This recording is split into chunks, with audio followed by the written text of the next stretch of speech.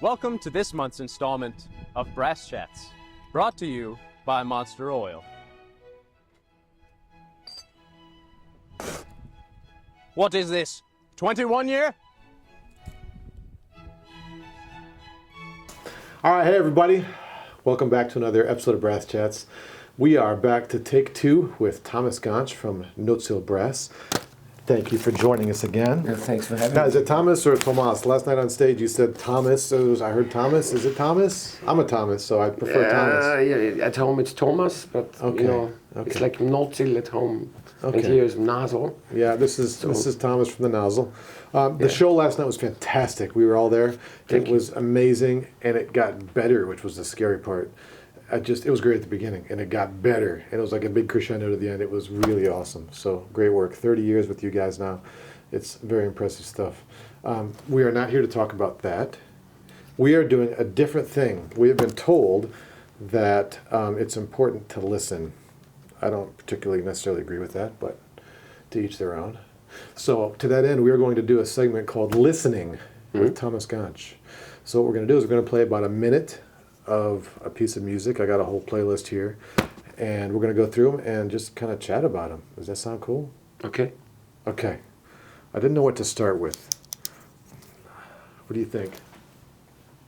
Okay, so I don't know how much you know Downbeat magazine. If you used to read it, I know the. But they did a segment in there where they'd have a famous player on, and they would spin tracks for him, and they'd have to guess what it was and then talk about it. So that was kind of the impetus for this whole thing. So we'll have you see if you can guess what it is, and then we'll talk about it.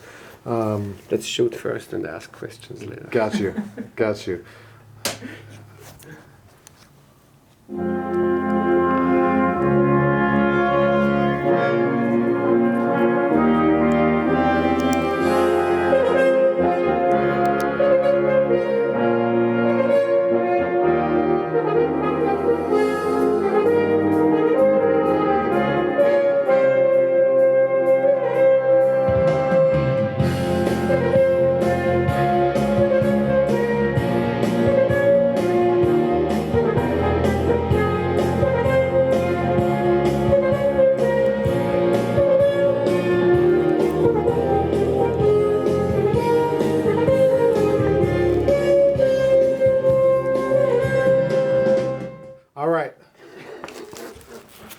That's how we're going to start things off today.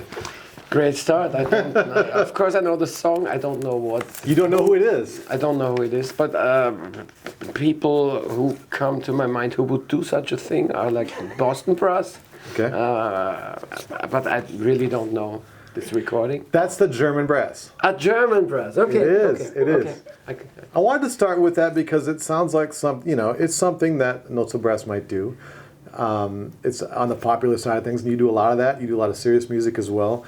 But I wanted to start with something that kind of got to the inspirations and the things that might have inspired Notesil Brass. There's some other recordings on here too that I think might have inspired you guys. But where does German Brass fit in to your story? For me personally, I never really knew so much of German Brass because I grew up in a different area, and I was into pro brass. I don't know if you have heard of that ensemble. No. That's a brass ensemble. They also did some very creative things with music and humor, and mixed it on a very high musical level. My brother played in this ensemble, and I played at one point in this ensemble too. Oh, interesting. So German brass was always more serious, I guess. So it didn't come into my area. I see. Okay, I have another one for you. Ready? I have to say though that at one point we met on stage, of course. What'd you do? We had a very bad drinking game. But, on stage? Not on stage, but after the gig. To this day, I regret this very much. What was the game? Uwe Köller, a trumpet player from German Brass, would like sit down next to me at the bar, and whenever I would drink something up, he would drink something up, and we both would say next. And that was the game. It was just one person drinking and then another person drinking. It was like a shootout. Oh, I see. And I lost. Oh my goodness. Okay, I have another one for you to that same end. See if you are aware of this one.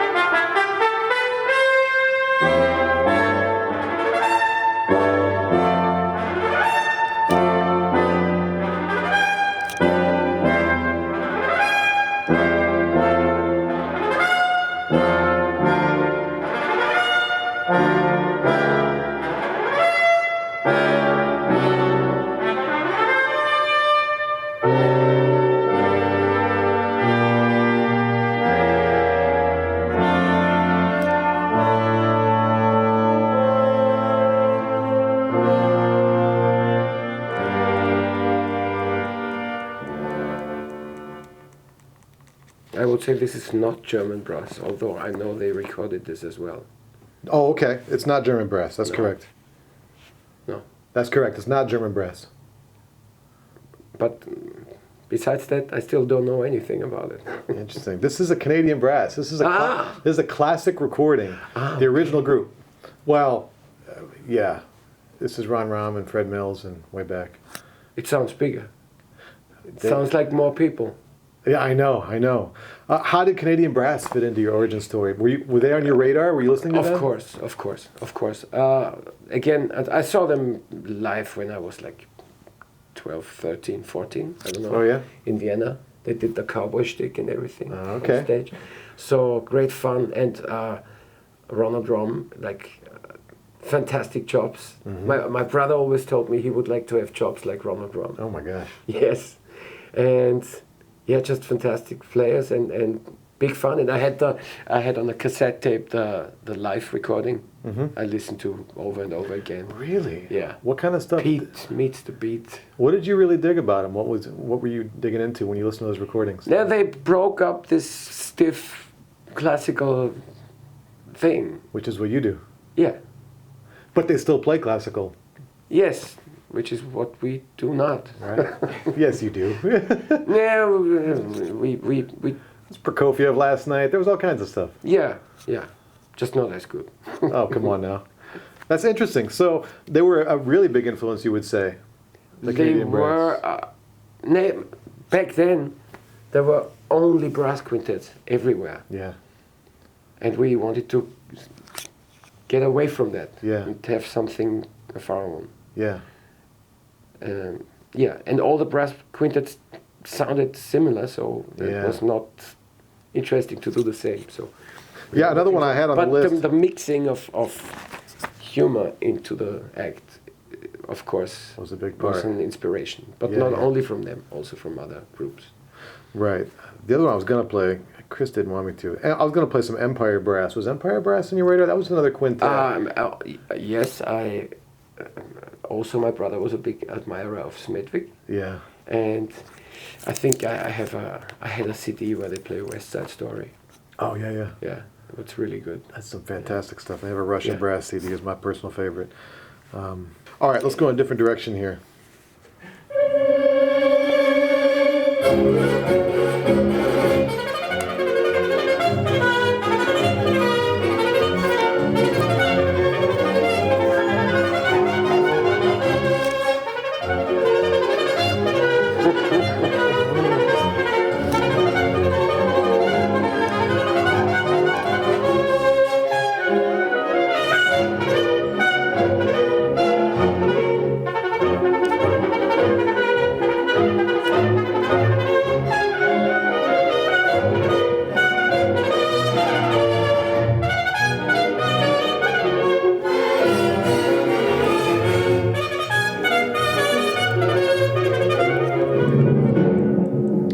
Ideas? Mendes. That's Mendes. It must be Mendes because that's one of my favorite recordings. The sheer brilliance is breathtaking. So it's contrary to the other things we listened to. I was immediately like. It's a breathtaking recording. What's going on here? Yeah, the playing is so sublime. It's so good. Tell me about it. And the first trill, I thought, now you play Mission Impossible. Oh, okay, okay. So was he on your radar when you were growing up? No, not at all. But I heard everybody talking about him all the time. Yeah. And using him as like the role model for doing impossible things. I hear a lot So of that. when I heard the first time about Nakaryakov, about Sergei, Sure. they said he does what Mendes did. Yeah. He played it like tonguing. Yeah. He plays the thing with the tongue and does the breathing. So I hear some of that with you guys sometimes. When you play similar things to this, it's just this machine gun articulation, and it's just this. I hear that sometimes. I heard some of that last night. in fact. yeah, sometimes you have to do it. Yeah, right. Okay. All right, we'll do it. Let's see here. All right, are you ready? Let's see if you can guess this one.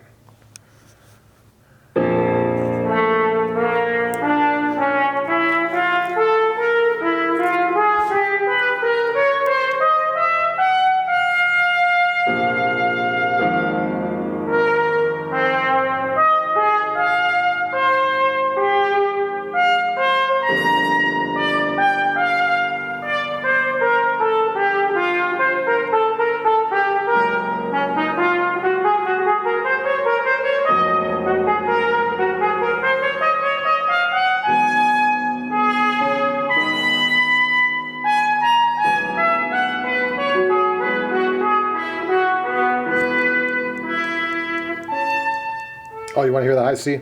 Let's do the high C.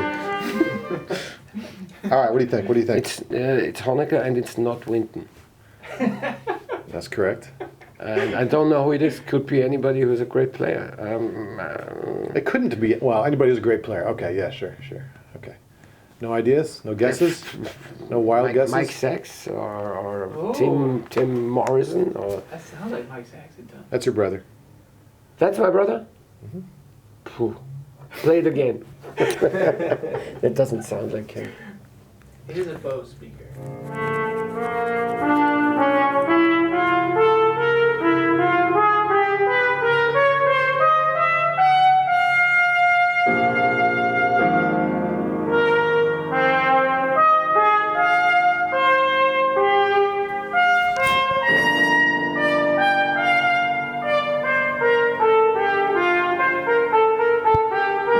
Is that a rotor?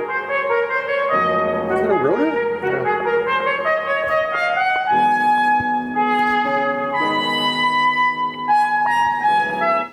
Yeah, probably.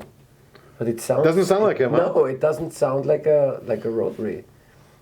Yeah, it sounds like a piston to me. Yeah, to me too. But Why were you not sold on it being your brother? Why did you not think? I'm not too familiar with this recording, I guess. Okay. If you played something which is where more music is required, Sure. I would know him easily. Sure. But it comes as a big surprise that I don't recognize him. How much was his sound and his attacks and his style a part of your... Yeah, 100%. It was? See? Yes, Okay. but I Because I know never. he's a lot older than you, so I didn't know how... He's 23 years older than me, so Yeah. he was always practicing when he was home, and I was listening to that song. Yeah. And, but this is not something that he would play. He You know, probably... he does a lot of improvising. He does a lot of playing melodies, and Mm-hmm. he always makes great music. What he can do, he can make one sound, and everybody is like, that's what he can do. But Yeah. Honecker is not a special great Yeah. piece to do that, I guess. Sure, yeah. But it's a great piece to have like a bucket of water thrown on your head Oh, he while knows you're it. doing that, right? He knows it. He knows Yeah. it. I can still taste the pie. I want to know what your favorite recording of Hans is. What's your favorite... I don't know if you can hear Chris off camera. Yeah, he want to know what your favorite recording of your brother is. As a Hans Gansch. soloist, For the people, Yeah. Hans Gansch is his brother, 23 years older, one of the most famous trumpet players in the world. That's what we're talking about, Hans as a Gansch. soloist, it's of course it's the Telemann, I think. How he plays that is just beyond. But he is not a soloist, actually. He always felt the most comfortable when he was in a band, like as a lead player in an orchestra. That's more his game. than playing as a soloist, as a classical soloist. He was great when he played brass quintets. And the greatest thing I've ever heard him do was we were on tour with this band, Pro Brass. And this band usually had like a first trumpet player, then a piccolo specialist, and like a lead trumpet specialist. And both of them were not there on this tour. So he played all the parts. Oh my God. So I heard him play one tour where he killed everything. It was like impossible. And everything sounded as you wanted to sound. The lead trumpet was like screaming. And the piccolo played like Four Seasons. And then in the second movement he played the flugelhorn solo. It was incredible. Wow. Even Dogschitzer was in one concert of this tour. Oh, seriously? Yeah, and he came after the show, and it went really silent. It was like royalty came in. Oh my God. Yeah, that was back in '95. It was incredible. I've got another recording for you. Are you ready? Let me see, I'm going to turn it up from the beginning.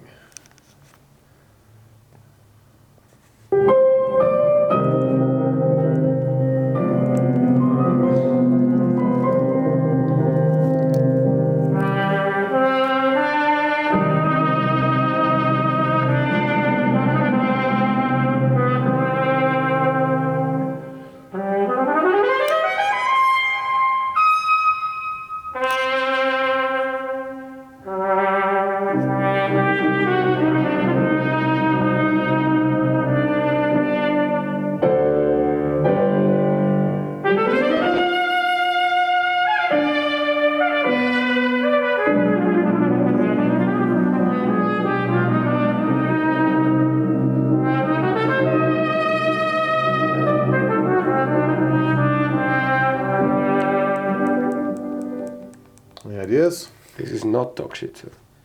Okay. You're asking me or telling me? I'm telling you, but I fear it could be Dogschitzer. But it is the vibrato. Why do you think it's not Dogschitzer? Because the vibrato seems too off in the beginning. It's Dogschitzer. It is? That's his Ziegler Weizen, yes. How old is he then? Oh, I don't know. It's an early one, I thought. I'm not sure. Okay. I don't know how to look it up. I'd have to get on the internet and really dig into it. If you guys want to look up Fantastic Dances album from Dogschitzer. Okay. But yeah, that's him playing Ziegler Weizen. Okay. Yeah. I thought it was like a copycat, or maybe a predecessor of him. I don't know. Sure. But it sounded for me. He has for me a much brighter sound. The things I know. Might be the speaker too, but yeah. It's the phone. No, it's a good speaker. I have no idea what I'm talking about. Oh, no, you absolutely. So how did he fit into your life? You mentioned him that you actually got to play for him. No, yeah, met him once, fantastic. And just love when he plays melodies. And Was he on your radar when you were growing up? Did you listen to him? he was more forbidden because my father hated vibrato. Oh. So we weren't really allowed to play vibrato. And Seriously? yeah.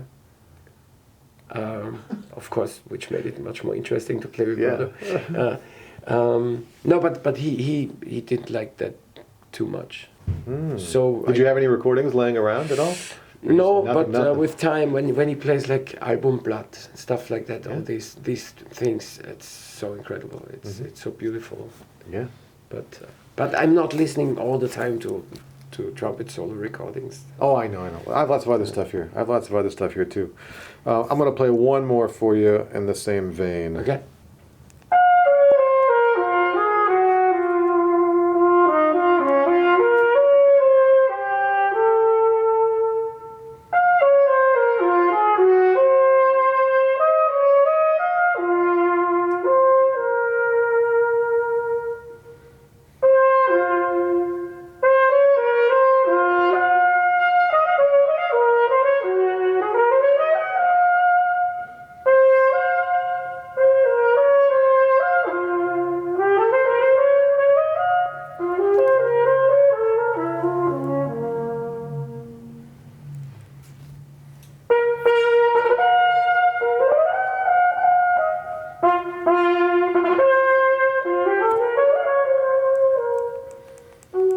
Any guesses? That's It's kind of a tough one to guess. I'm trying to put myself in your shoes. That's a tough one, but it's somebody that's very famous who you know well. That I know well. Well, I don't know if you're personal friends. I don't know. You definitely know this player. He's a very famous player. Okay, it's Hakan. Yeah, it is. Oh man. Yeah, but how I did you? just I guessed because I knew he recorded all the Charlies Oh, okay. on the C trumpet, so it had to be him. Yeah, sure. But the way he played, I would have never guessed that it's Hakan. Why? It was very. It sounded like Dokshita sound. Oh my gosh! At one point, Interesting. when he put some vibrato in, I thought, this Somebody. man has heard Dokshita play. Interesting. How does? I don't know him too well. Oh, okay. I just know of him, and I know that he's this incredible player. Yeah. But I'm not. Didn't cross paths too much. Yeah. No, Okay. we never met. Not once. Oh, really? Hello, Hakan. I'm sorry, we've never met before. Or maybe have we met? I don't know. He's very mean. Yeah. Abusive, some would say. Yeah. Abusive, yes. Yeah. I never would have got that in a million years. Okay. I would have died before I guessed. We're going to take a little bit of a curveball. That was a great guess. Amazing guess. A little bit of a curveball here. Let me see. I got to get it straight. But the only other guy I know of who recorded it is Pierre Thibault. I haven't heard that recording. He But recorded? I think he recorded all of them, but with a piano comping. So you can play them with piano. Yeah, Håkan is a Pierre Thibault student. Yeah. See? Full circle I now. gotta look that up. We're circling. All right, you ready? Yeah. All right, we'll get some stuff that you like. We'll trend in the right direction here. I liked everything up to here. Okay.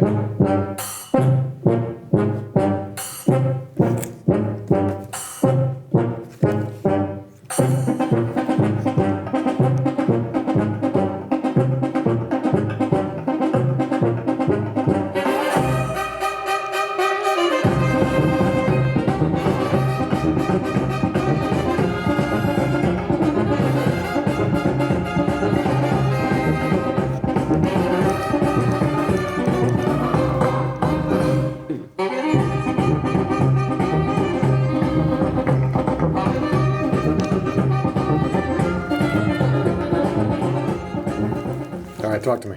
Fanfare Giacalia. Do you know the name of the tune? No. Oh, okay. Moliendo Cafe. Yeah. You, but you turned me onto them. yeah, the sound of the rhythm is incredible. Yeah? Yeah. Tell me about them. How did you get interested in them? How have they changed your life? You did a similar thing last night, arrangement. Yeah, we always do like a music in that style Yeah. as well because it's just fun. Oh, it's tons of fun. And yes. You got a huge standing ovation from it last night. Yeah. Yeah. We just didn't see it because it was dark in the auditorium. What was that tune? What was the name of it? I don't know the name of it that you played last night. What was it? Great question. I don't even know what we were playing yesterday. Great. It was some tune by Hajduk. What's Turkiaska? Okay. Turkiaska or Turkiaska. Did you arrange that? No, Gerhard did. Oh, okay. Trombone player. Okay. But So we had to learn the whole show. Little fun fact story. The whole show we had to learn. Everybody had to learn his part over the song. Uh-huh. And so I really worked on that tune. Yeah. And I learned everything. And then we came to the first rehearsal and we tried everything out. And I thought all rehearsal, what? I'm not bad. I'm doing good here. Okay. I know more than most, so I'm and then we came to that tune, and I was especially proud of that one because I had really worked on it. Then we started, and I recognized I had learned it like a note too low. Come on. Because my part was in C. Just grab a different horn, man. Just grab a different horn. And I was, but. Oh, good. And then I started transposing in my head what I had learned, Uh-huh. which was a fun thing to be in. I just noticed your hat, by the way. Juilliard Athletics, undefeated since. Is that a Gould hat? Now it's a Gansch hat. That's a Gansch hat. Yeah. Okay. Yeah, Juliet is what keeps Mark and me together. Oh boy. All right, let's keep things moving here. Yeah. I'm going to play this. I was talking to Chris about this. I think this is the most famous trumpet player in history, and I'm not kidding. And I'll be impressed if you can get it. 1 second.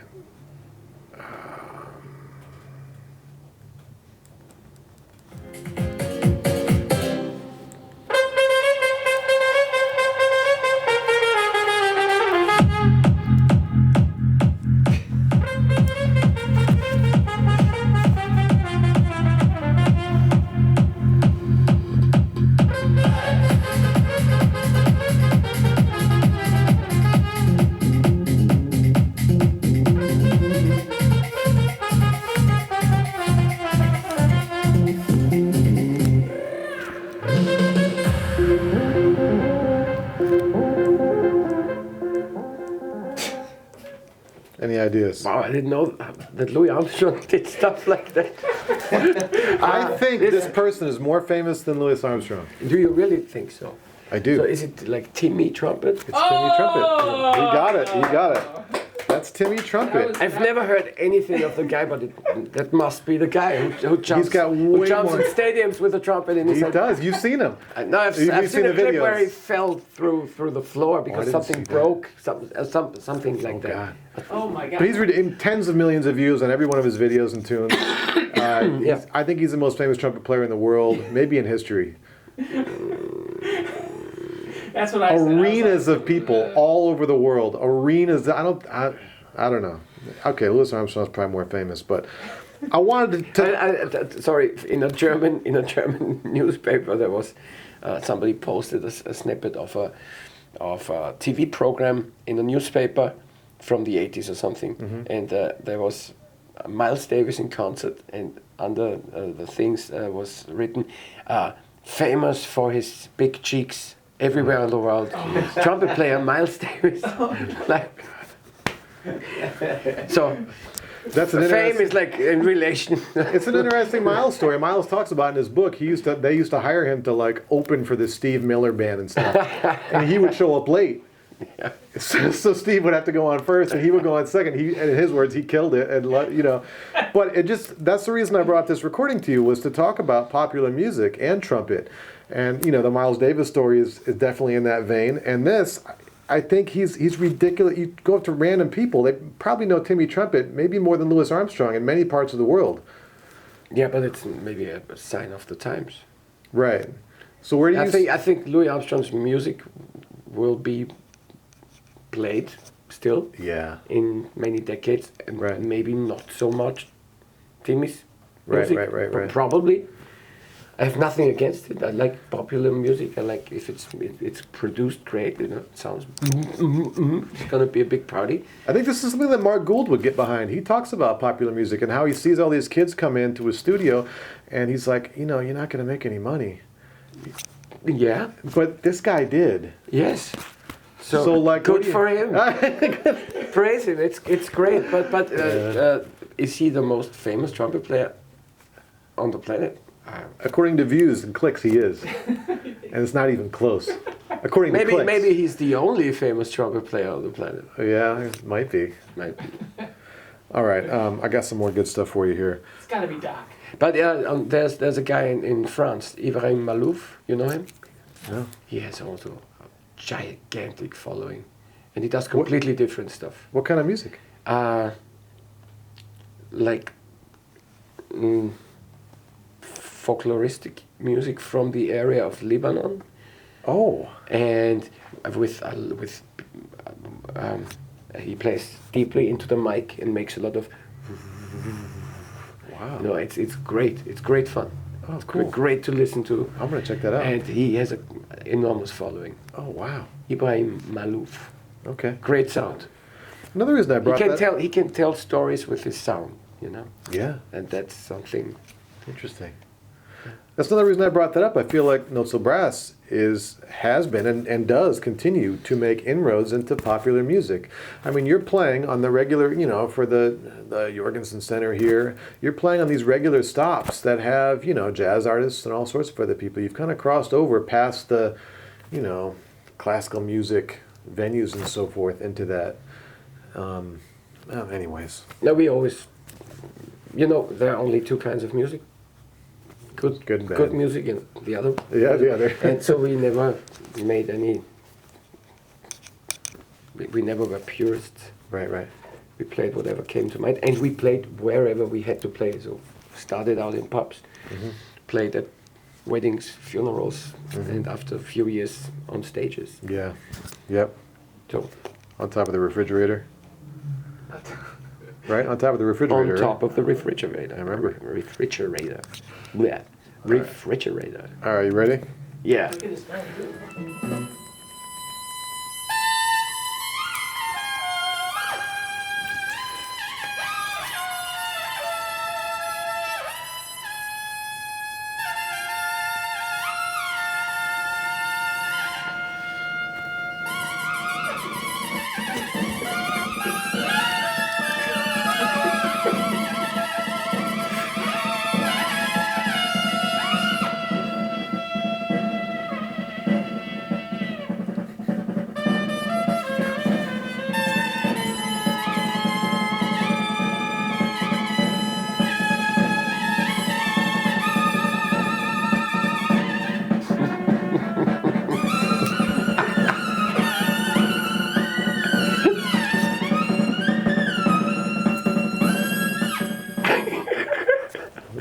All right. So, this is a trick one. This was the three of us. We recorded this Yeah. before we came over here. Yeah, sure. All right, that's on some Maynard recording from the 70s or 80s, I guess. And thought it was it's like 70s. it's like after the phase that I would love him the most, Yeah. but it's like trumpet porn. It's pure That's trumpet the only way to say porn that. That's with, the only way to say that. Yeah, and it's great fun. It's La Fiesta. I saw him once in '98 with the Big Bob Nouveau. Oh, They yeah. played in Vienna, and he would like for a couple of moments on the evening he would have that sound that you Oh, yeah. are waiting for. Yep. The rest was big show. You know, he had his entrance music. Yeah. He had his walkout music. He shook everybody's hand. It was fantastic. And Did the holster like, thing with the trumpet and like yeah. And of course, mostly he played. Yeah. And whenever he did that, you saw like in front, I saw like the old guys from the Vienna jazz scene, like the real cracks. They were like. I loved it so much, Yeah. and it was just very exciting. And What- he was a fantastic guy, and I mean nobody ever sounded that great in the upper register. Bud Like, Herseth called him the greatest brass player ever, I believe, Oh, which I thought was interesting. He's a bit of a polarizing person in many circles, but I mean, he did some ridiculous things. How did he do what he did? Maynard? Yeah. He there was always this legend that he was playing like only with air and no pressure, and he said that's bullshit. There's no way. No, it's the Armstrong method, you know. Yeah, right. Scott Lasky said he had him in his studio once, and he saw him. He contends that Maynard shoved his lips inside this V-shaped mouthpiece really far and just blew his brains out. What do you think? I don't know how to do what he does, but I always try to sound as much as him as possible when I play like a lead part. So he's Even if the it's guy you listen to. even if it's lower, you know, like I can't play that high. But if I play something where I lead, or in a big band, or I try to play like Maynard, how would Maynard play? Or So that's the or sound. Lynn Biviano, or, you know, like the real the guys who you always have the feeling they are driving a very fast car. Yeah, sure. And the most impressive stuff, of course, is the when he was like young and he played at Kenton, the tune called Maynard Ferguson. Oh yeah. I think I know what you're talking about. Yeah. There's a TV recording where he's like in a suit and he plays that thing, which is It's insane. not possible. They're introducing it is the just band, not right? what it is out of this Yeah. world. It's not possible to do that, and nobody can reproduce it. Nobody. They always do those Maynard tributes where they play the songs, and nobody can quite do it. You know, there are people who can play the notes, but or when he plays Maria, and he starts like really low, but with this sound, Yeah. how many people can do that? Yeah, and almost then nobody. Yeah. hit like a double or triple B natural, and then play a line down to the lowest note, and the lowest note is that big. He had control up there back in the day. Yeah, he had Holy shit! Yeah, Holy moly! I know. Now Maynard is just pure excitement. Yeah. Maybe Bill Chase was in the same. Could do almost the same, I guess. There are wonderful recordings where I had the complete recordings. There was like a box I bought, and I think on one tune they played Maynard, Bill Chase, and Don Ellis. Oh God! In the section. Oh, They did like jeez. a battle thing. Ah, fantastic. I've got one more for you in the Yes. same. Okay.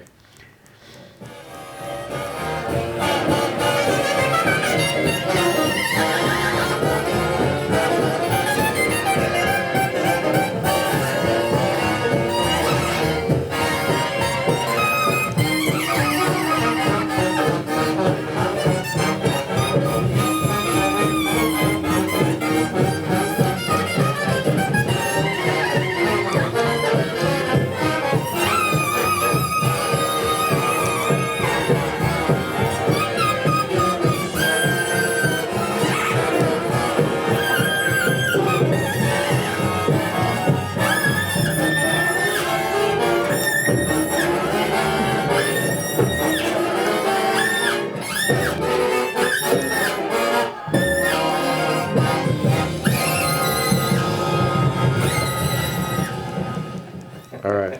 Well, that's diminuendo and crescendo in blue. You know it.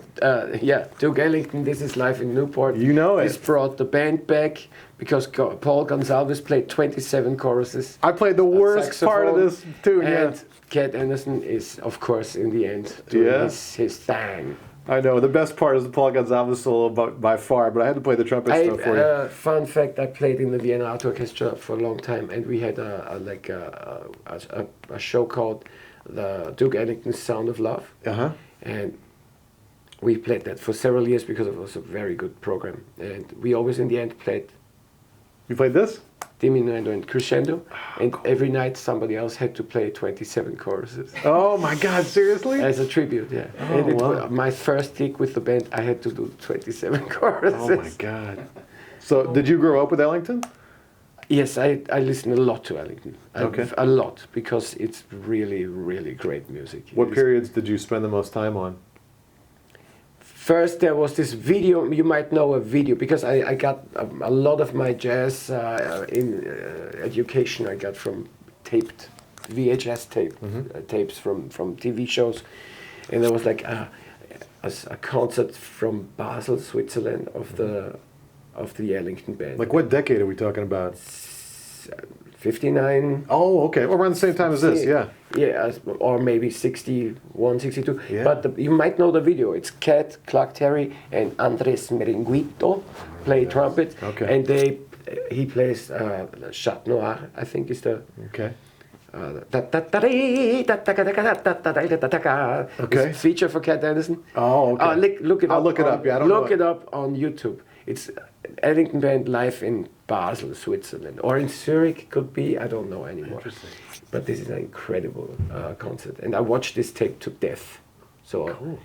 and Clark Terry is always chewing gum. And I think You sure it's chewing gum? They didn't like each other. I heard. Who didn't like each A other? Cat and Clark Terry at that time, but he's always very looking in the other direction.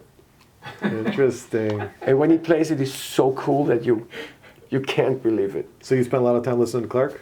Oh yes, Oh, okay. What do you like Oh, about yes. Clark? Everything. He swings always. He's always making everybody feel good. Mm-hmm. It's always positive. It's always swinging, and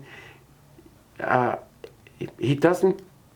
He always plays the same, let's say, 20, 30 things, but they are never, he does. He never does. boring. It is always so real and true, and I just love him. Interesting. And I talked to him once. I heard him live. Actually, the day after I heard Maynard Ferguson in Vienna, the next day Clark Terry played in a small jazz club.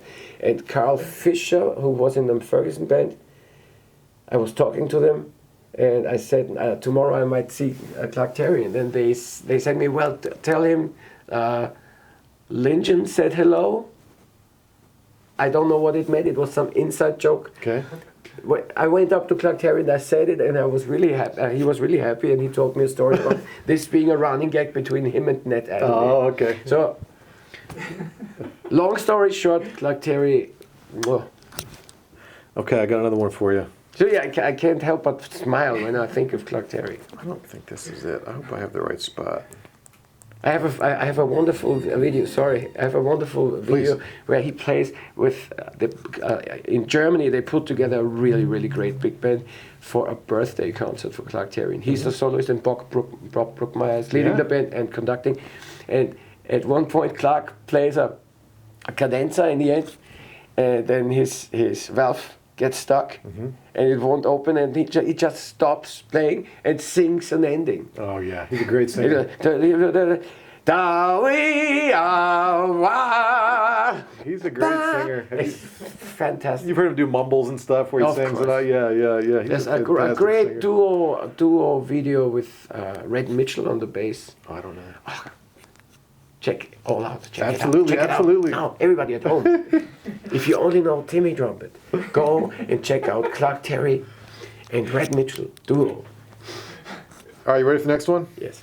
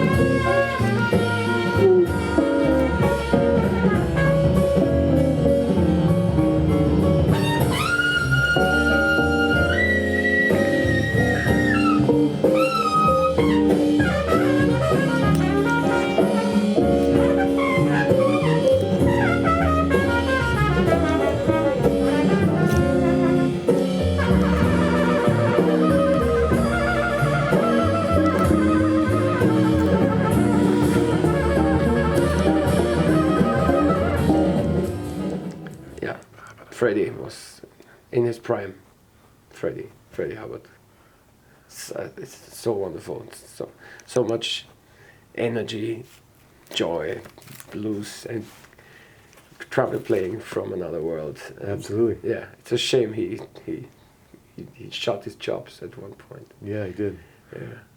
So I did you- remember I went to he had a comeback recording, and I went to the store. Back then you would buy CDs, and the new CDs would be there, and you could like listen to it on a earphone. And I put it on and heard his sound, and started to cry because I knew it's over.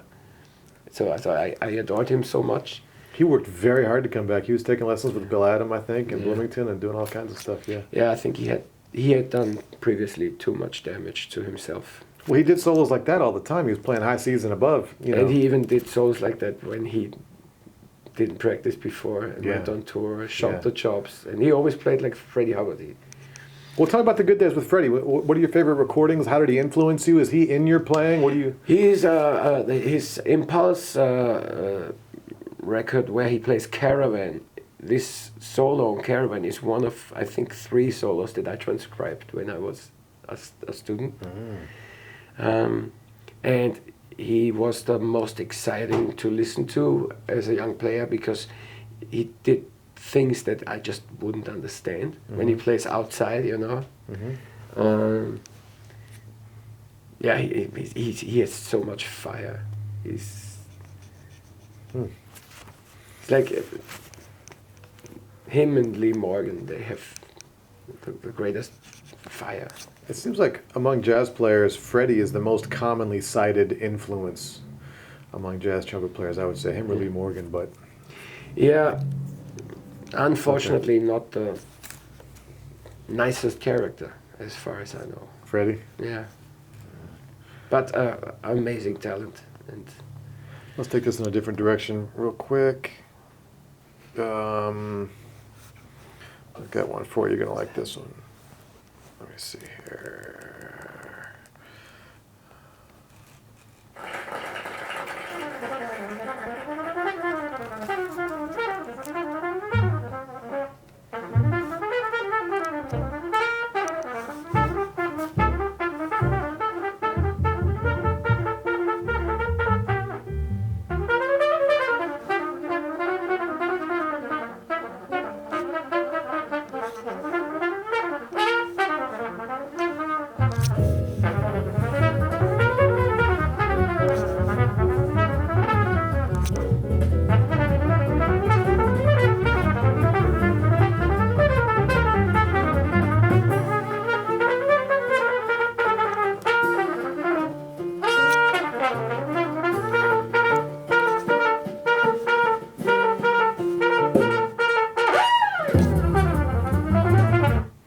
yeah, Wynton, greatest trumpet player that ever lived, Greatest trumpet player that ever lived. in my opinion, yes.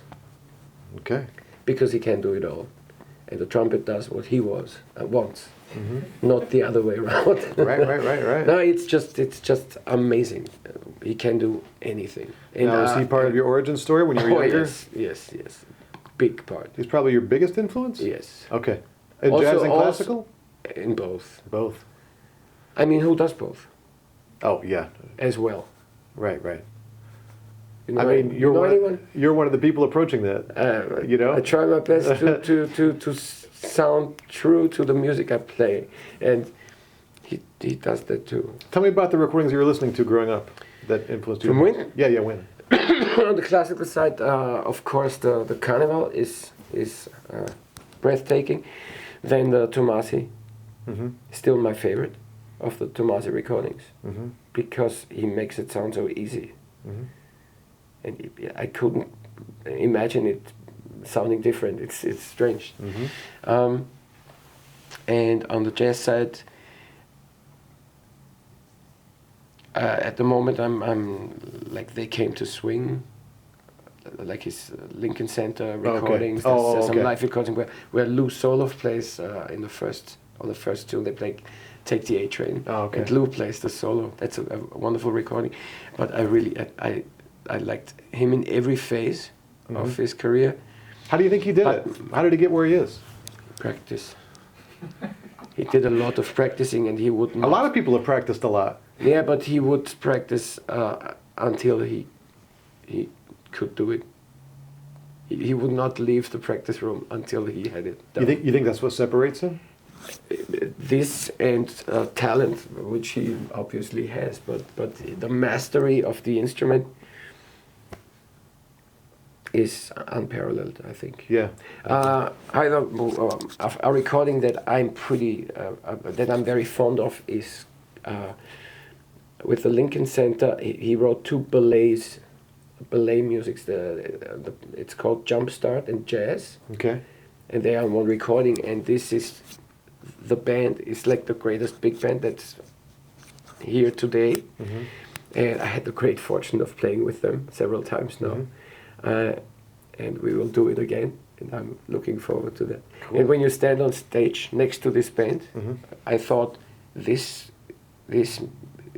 is what it must have been like playing with the Basie band. Wow. Because they play very, the drums is always like soft, and when they play a forte, then it is a forte. You know, they play incredibly dynamic. It's such a good band. However, this CD is amazing, and there are some of Wynton's compositions on that I consider treasures. So you ready for some more tunes? Yes. I got some more for you. I don't know how we're going to top that one, but we got some good stuff for you. I know where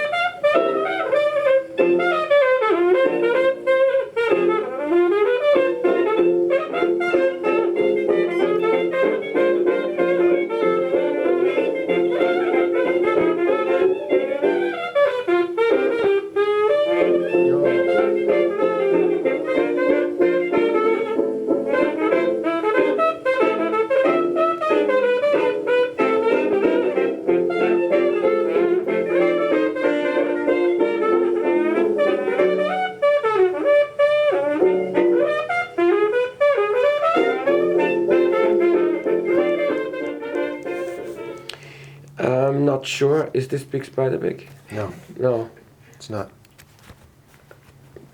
don't know. That's Louis Armstrong. This is Louis Armstrong. That's the cornet chop suey solo, yeah. No. Yeah, the break, yeah. See, I don't know nothing. Did it sound like somebody imitating Louis Armstrong? No, no, That no, seems to no, be a no. theme. No, no. I'm not so into the early Louis Armstrong stuff. I know later stuff. I believe, better, I remember and the it's- exact quote, to paraphrase Wynton, he says that Louis Armstrong is every trumpet player's daddy. Yeah, that's. How does Louis Armstrong fit into your life? Satchmo Serenades is one of the greatest recordings I have. Mm-hmm. It's old ballads where he sings and plays. He was always there. Was he a part of your early life on trumpet? No, not really. Did you ever do a deep I saw him dive? on TV a lot. Oh, No, interesting. when they would play the So that's interesting in your High mind. Society on TV or something like You that. see a big star playing trumpet on TV, in your mind you think, okay, this is possible to like, right? No, I have no chance. I have to become a trumpet player anyway because my parents. Okay, okay, okay. Stop with the vibrato, kid. But it's I thought of Bix because I'm listening. I was listening way more to music from this era, from Big Spider. Oh, I see. And I can definitely hear some influence. Oh, yeah. But the music wouldn't fit to Yeah. Bix. yeah. So I went for Bix first. I just because love was the not energy sure. and the sound and Yeah, just, yeah, okay, let me go a different. But I know Louis Armstrong better in the later the later period. stuff. Let me see here. I want to go into. Let's do this.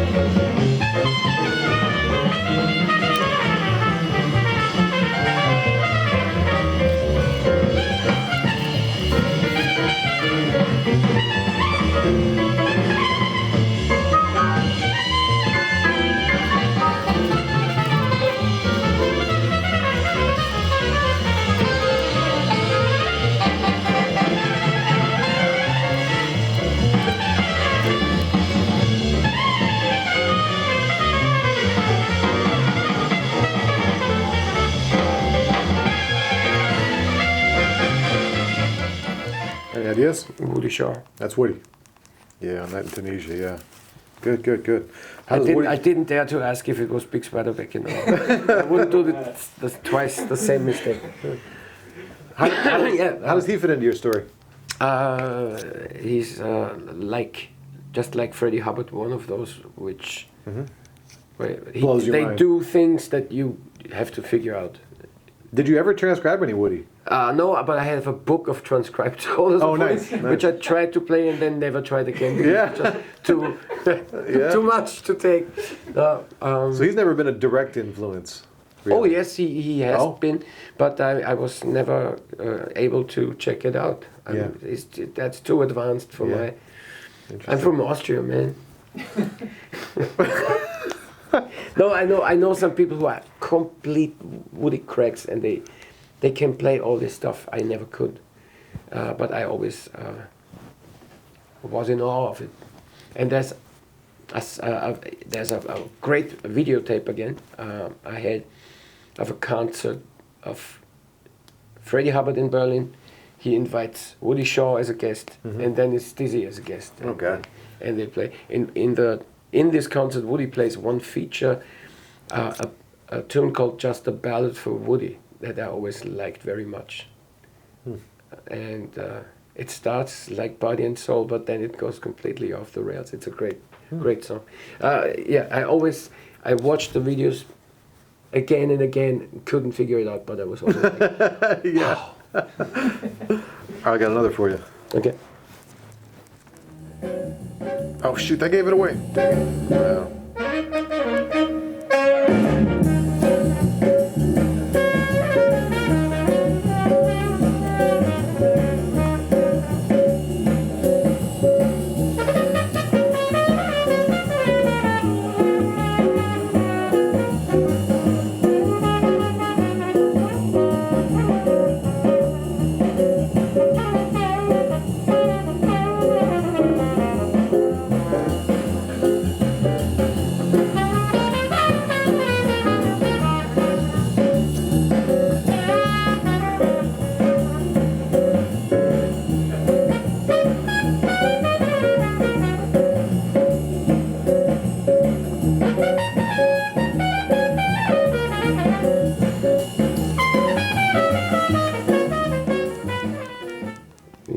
Morgan. Yeah, it's actually my favorite. He's your number one? Well, Wynton, but yeah. No, from my favorite jazz trumpet player. I think is Lee Morgan, because he plays with the greatest fire all the time. Even on a bad day, he goes for it. I like that so much. It's not just fire, though. I mean, Maynard plays with fire. It's different with No, Lee it's Morgan. this soulful. Right. It's not just fire. There's No, more but to it. he's always on fire. Well, There's yeah. not one recording where he's not on fire. Yeah. But it's always that soul, that the blues that's in Exactly. in his playing, that is Yeah. so that grabs me. Now, have you transcribed? Have you actually ripped off his licks? Have you like really done a deep No, dive? but he created some which you cannot unplay. Yeah. Right, Like I right. played Moanin' with John Faddis last year, Oh yeah. and he started the first solo with. Well, you have to. That's it's required. Yeah. beat do do do. Yeah. That's yeah. It had to be done. So Have you heard the alternate takes of that with Lee Morgan? He opens every solo the same. okay. He takes it in different directions, but he composed that beginning. Ah, okay. Yeah. I thought that was interesting when I heard the alternate takes on that one. He was proud of that one. And he does some things in his playing that every trumpet player who plays that music uses sometimes. Like half valve stuffs, like try to make the instrument be more like vocals, make it more sing, make it more. It's very slidey, very Yeah. slippery in his playing. Yeah. Okay. Let's just do one more. Is one more okay? Sure. I could do this all I day. can do, yeah, me too, because Okay, I have, I'll I have play- too, I got there are three. too many mistakes. I got three more. You want to do three? I knew Timmy trumpet, but I didn't know Louis Armstrong, man. Shoot me now. Did you know Before that? this gets out, I want to leave the country. Holy moly. Don't know who Louis Armstrong is. That's funny, man. Did you know the name of the Timmy trumpet tune? It was called Al Pacino. That was the joke we had in our last brass chat. You were like talking like Al Pacino. Hey, play Al Pacino. Wow! What a song! Oh yeah! Oh yeah! Oh, Christ. All right, I'll play the final three. Oh, Lord, what am I doing here?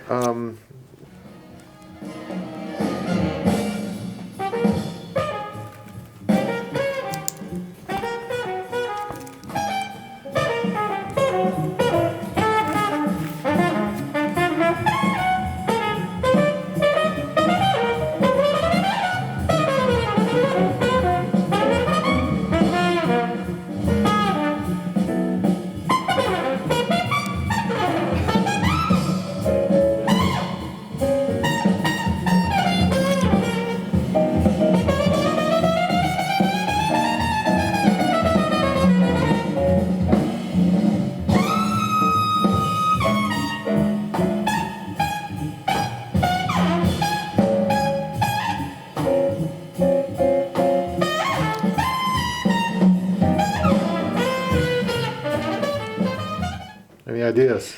I have no idea.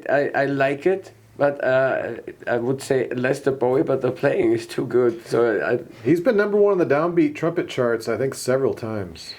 okay, who That could helps this you. be? Around 2012 was that recording, I believe. It was 2012, yeah.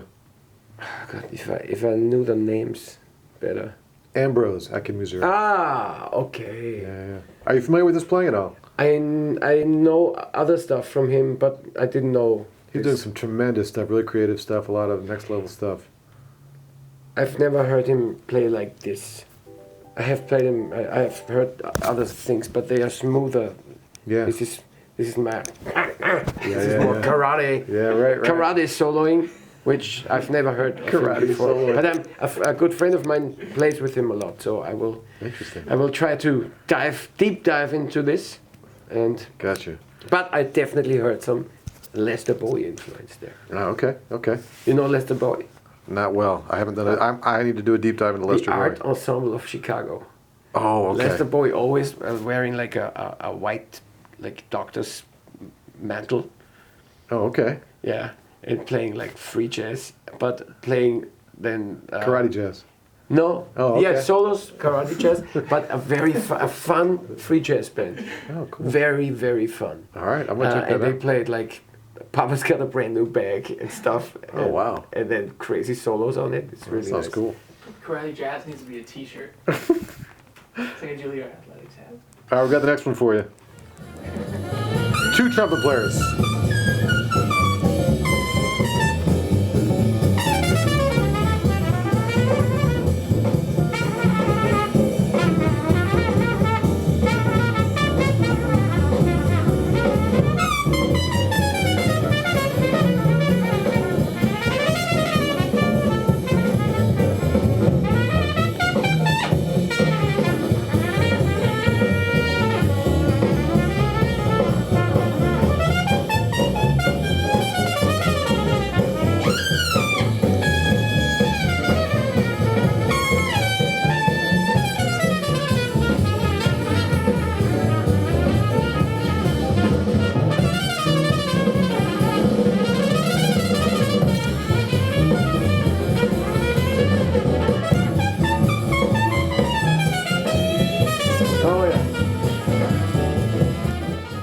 These are Dizzy and Roy Eldridge trading. Do you know the record? No.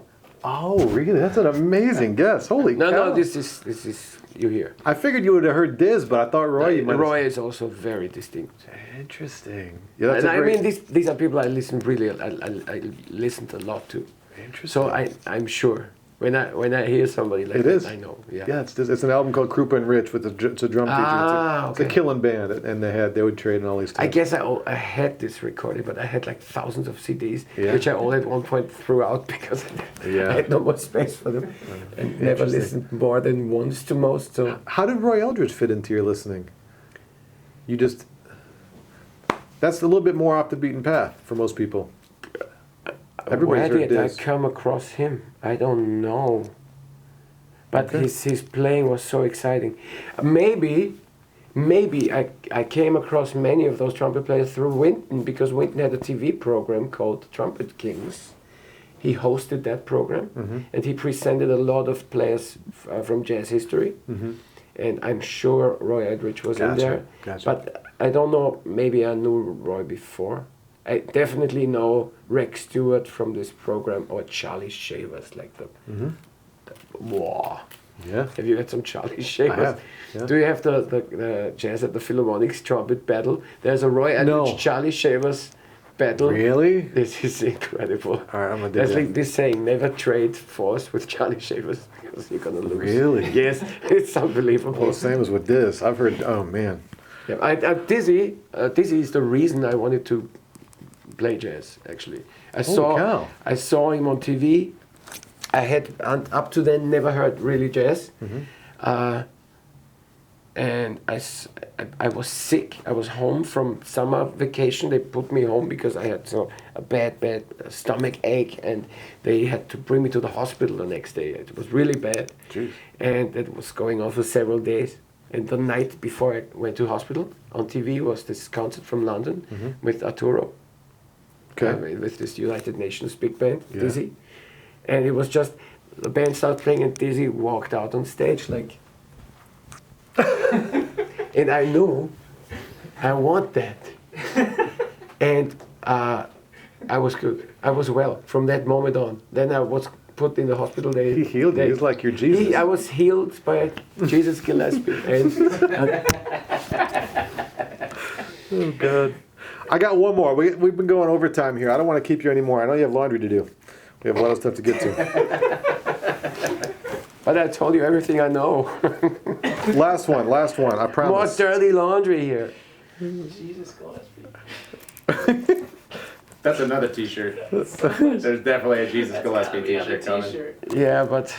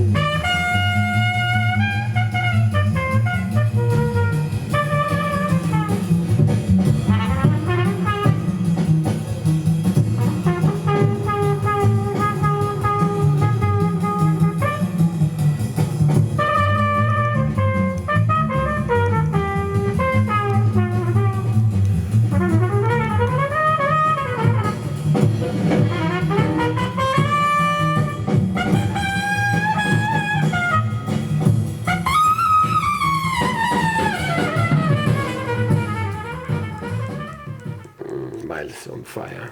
There it is, Miles on I fire. love it. Yeah, I mean, the sound. Miles is like that.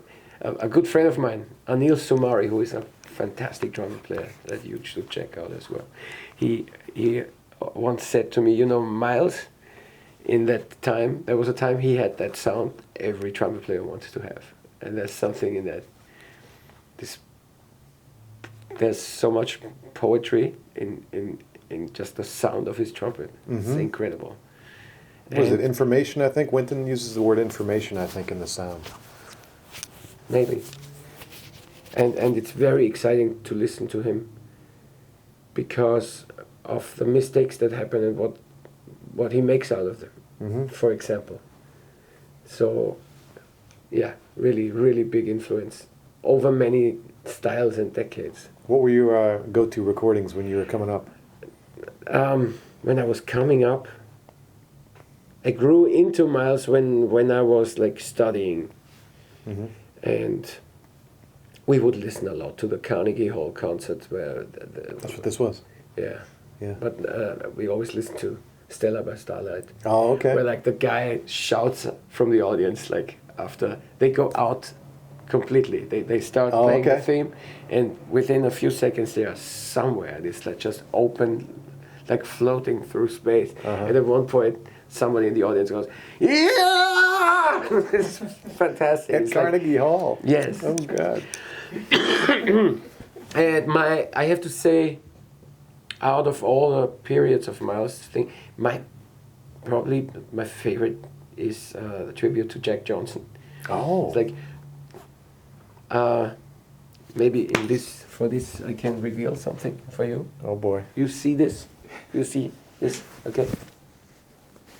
Oh, I didn't know you had that. Yeah, I have that. When did you get that? Oh, 16 years ago or something.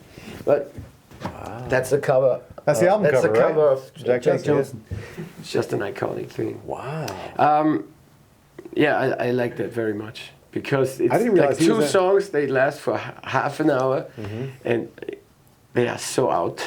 I didn't realize Miles was that important for you. Oh, Miles is very important, but he's not somebody who I consider to be a very positive spirit, like uplifting, like Clark Terry or Dizzy or people. I'm dragged more to them. He's the anti-note so brass. He revered Louis Armstrong, but didn't like how he smiled on stage. Same with Dizzy Gillespie. He didn't like how Diz smiled and clowned on stage. He talked about that. I read the autobiography, but yeah, that was him. Yeah, that was him. And Definitely. others are different.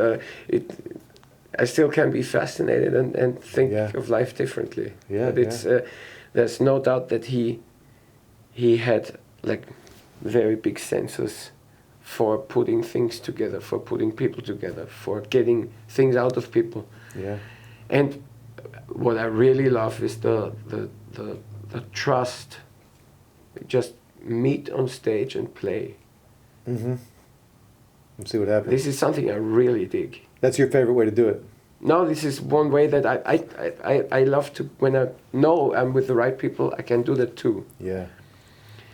I know people, we have never played together, but I know I can go with this guy or this girl on stage and we just play a whole evening and it will be great. All right, 3 recordings you can bring to a desert island. What do you bring? This is how we're going to finish. Desert island. Not too dry, the music, I hope. Mahler 2 with Vienna Philharmonic and Abbado. Okay. From 1992 or 3. Okay. Because Hans is playing and I was at the concert and it was amazing. And the Mahler 2 is just, I played it several times myself and it's just out of this world. What part did you play?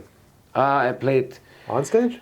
Yeah, I played on stage, but I was like, how do you call it? You help the first player? Assistant. Or? No, I played second. Oh, okay. Probably.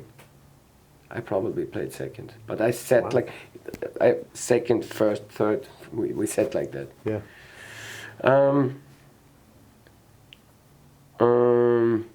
Okay, that's one.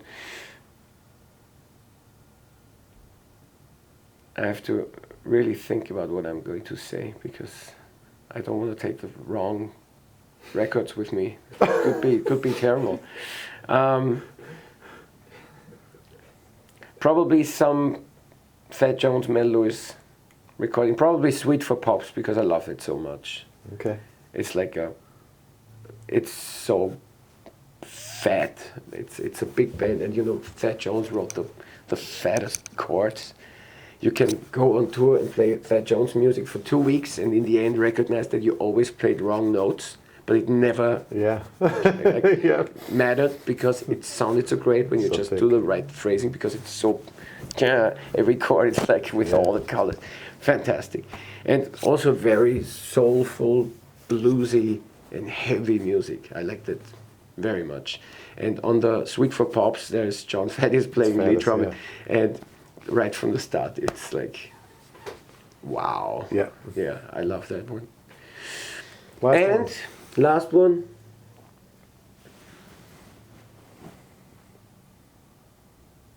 It's gonna be either a Beatles recording or a Billy Joel. What? Oh, okay. Interesting. They're really good songs. Well, absolutely, yeah. So I would probably go with. It's hard to decide. It's a brutal question. Yeah, it's brutal. It's brutal. But in the end, I think the variety with the Beatles is greater. So I don't want to get. I don't want these 3 recordings to get me bored. Gotcha. If I only have 3 to listen to, you know. But one of them wouldn't be like about Morse code or how to build a fire or something? You mean a recording? Yeah, like a how-to recording or something? There are no how-to recordings of how to make fire. There's got to be something. Maybe I would have to take a Spike Jones recording because they always start with click, click, click, click. Oh, okay. Thomas Gansch. Were you going to decide? I'm not going to make you decide between Billy Okay, Joel and the okay, Beatles. okay. We'll do 4. It's okay. Thank you so much for taking the time with us. Really appreciate it. Thanks for having me. Man. Good.